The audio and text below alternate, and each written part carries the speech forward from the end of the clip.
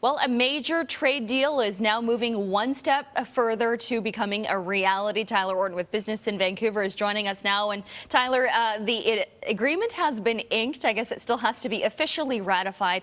How is the business community reacting to the U.S.-Mexico-Canada trade agreement?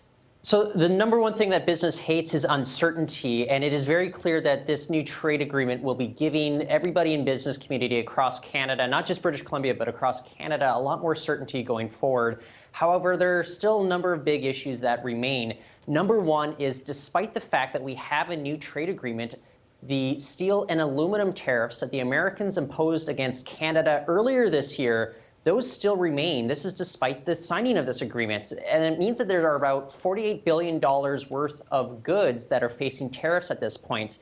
Now, number two, as you mentioned, Sonia, well, we still need to ratify this particular agreement. We know that Canada and Mexico will do so easily, but in the United States, there's a Congress down there in which the Democrats and the Republicans have been critical of Trump's trade policies. There's no sure thing at this point, but that's where I go back to this certainty factor. It's looking good right now.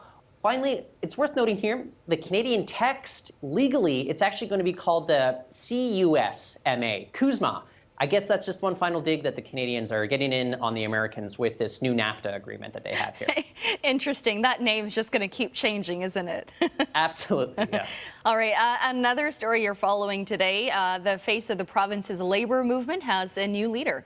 Yeah, it's electrician turned labor activist Laird Cronk. He's taken over from Eileen Lanzinger. She's best known as being the chief negotiator for the BC Teachers Federation. And during her presidency for the BC Fed, she was the one who spearheaded that $15 minimum wage fight that we saw here in British Columbia. Going forward, Cronk is going to be the one lobbying on behalf of about 500,000 workers that are unionized across British Columbia. He's going to have a lot of work ahead, but it's going to be an interesting time for those in the labor movement here in BC.